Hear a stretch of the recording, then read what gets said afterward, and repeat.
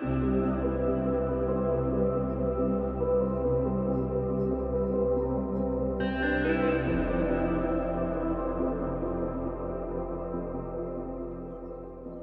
a scientist believe in God? Does faith mean you have to check your rational brain at the door? John Lennox, in a book titled Can Science Explain Everything? Says questions like that make him sigh inwardly and prepare for a long conversation. John Lennox is a brilliant mathematician and philosopher at Oxford University. He's debated some of the world's leading atheists, like Richard Dawkins. And in this book, he brings the same respect, logic, and good humour.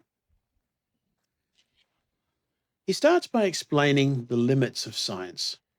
Science is fantastic at answering how questions, how the universe works, how life functions, but it's silent on why questions. Why is there something rather than nothing? Why is the universe intelligible? Why do we have moral values or expect things to make sense?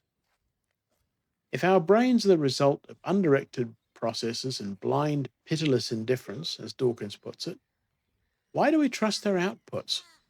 Today I'm in a place called Kurnell, which is where Captain Cook first landed in the place we now call Australia.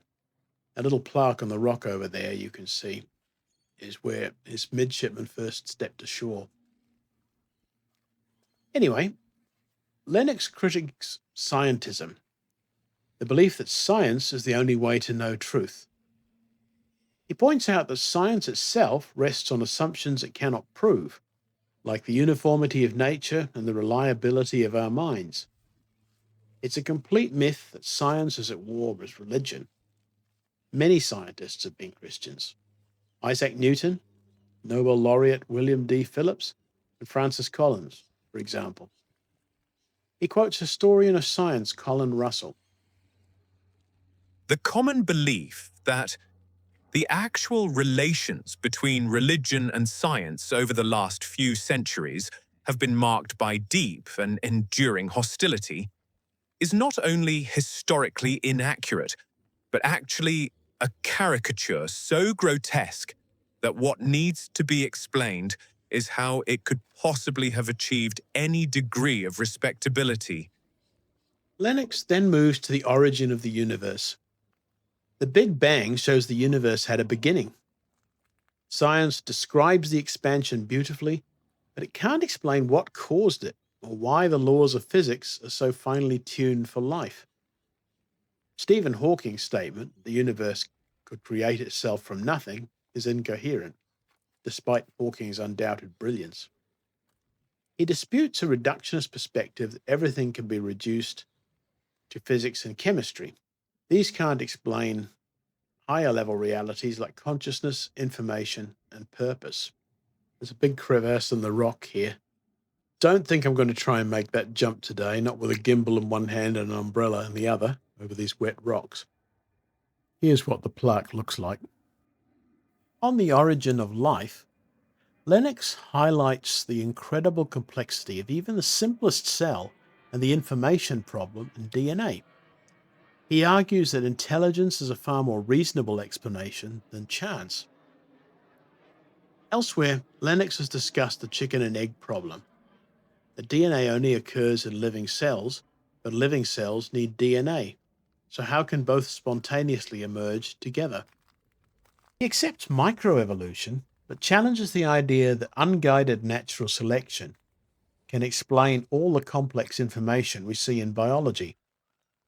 He also addresses human uniqueness, consciousness, morality, purpose. Why materialism struggles to explain these. He defends the rationality of miracles and makes a strong historical case for the resurrection of Jesus.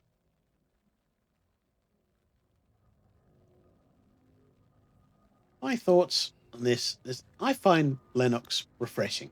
He's a mathematician and he's never dismissive of science. He celebrates it. But he shows that Christianity and science are not enemies. In fact, the Christian worldview gives the best foundation for doing science in the first place. The book is short, it's about 160 pages, very readable, Perfect for students, skeptics, or anyone wanting a thoughtful response to the "science has disproved God" narrative. Final verdict: Can Science Explain Everything is one of the best short introductions to the faith and science conversation available today. John Lennox has written a longer book, God's Undertaker, if you want to hear about it in more depth. If you're interested in this topic, I highly recommend it.